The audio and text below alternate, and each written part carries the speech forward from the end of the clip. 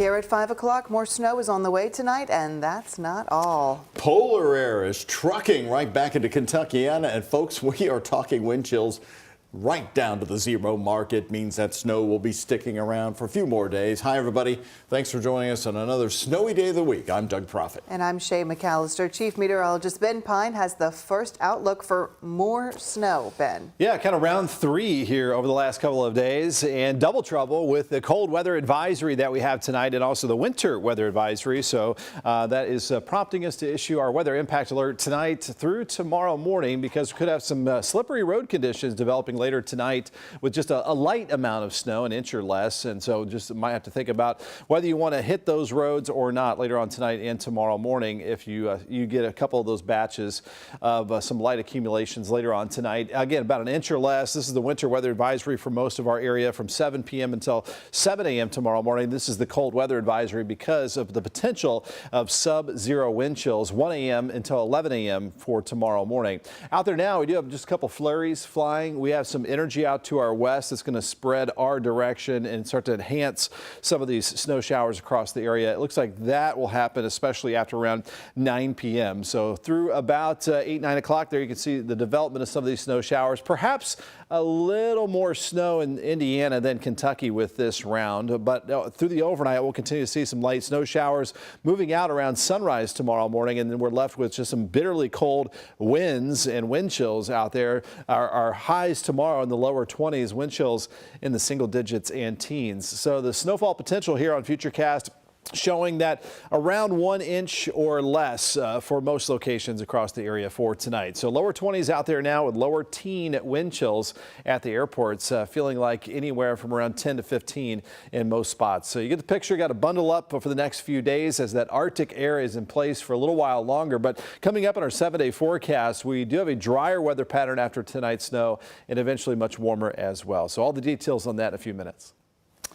Ben, thank you. Right now, we're taking a closer look at how crews are keeping floodwater out of Louisville. It's actually a very old system that dates back to 75 years in flood protection, but it's a crucial one. MSD says it has 11 flood pump stations activated around Jefferson County to keep the city dry. WHAS11's Alexandra Goldberg and chief photojournalist Philip Murrell take us into the process and one of the communities it's helping to protect. All of us just left, we'll die here. That river can have us. The Ohio River swelling over the banks in West Point, right on the border of Jefferson and Hardin County. People will give up, sell out to FEMA. When I first was down here, I bet there was 30 houses on this street. Now I think there's 8. That's where we met Roger Workman, who's owned 2 homes on Dixie Highway since 1992. For the longest portion of it until it starts coming up. And it's exciting in a way, you just wonder, is it going to get you? Is it not going to get you? MSD crews are working around the clock to protect communities like Rogers. Flood pumps roaring at the Pond Creek Station, which backs up to Fort Knox. One of 11 MSD stations actively keeping floodwater at bay, and a lot of it, 1.8 billion gallons since Monday. When the river's not rising, these stations sit idle. But once the river starts coming up is when we initiate our flood event. We'll start closing gates that lets the rainwater out of the city. Now, waiting for the crest, and then the cleanup. In Louisville, Alexandra Goldberg, WHAS 11 on your side. MSD says another flood pump station will be activated tonight. That one is at 10th Street in downtown Louisville. Today, Kentucky Governor Andy Beshear is saying the hardest hit flooding areas now will get another 3 inches or so of snow. He said emergency crews are also going to deal with the brutal cold moving in overnight, making their jobs that much harder. He also asked drivers to take it slow, and if you're shoveling snow, take frequent breaks. He doesn't want the death toll to increase from 14 Kentuckians lost with this weather. Right now, 250 Kentucky Guardsmen are responding to rescues and transportation issues. The governor also asked that you check in on your neighbors and family that might need some help. People have done a great job getting power back up and on, but if you can't safely heat your home, call friends, call family,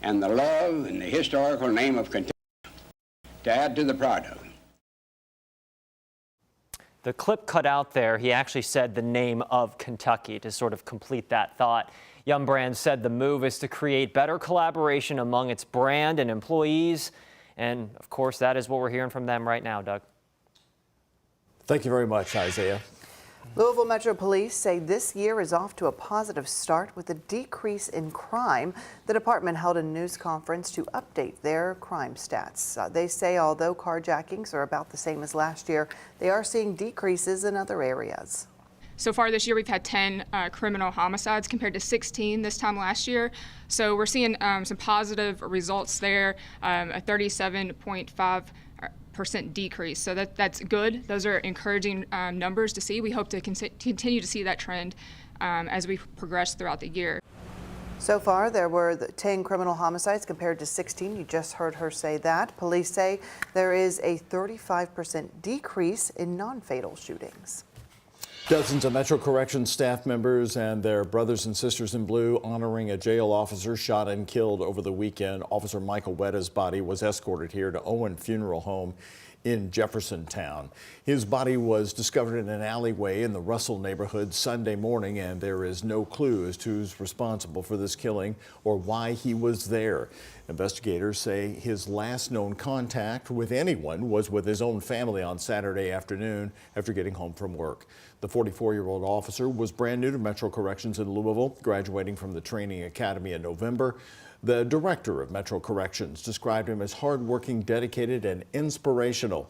You can help detectives solve this case by calling anonymously at 574-LMPD.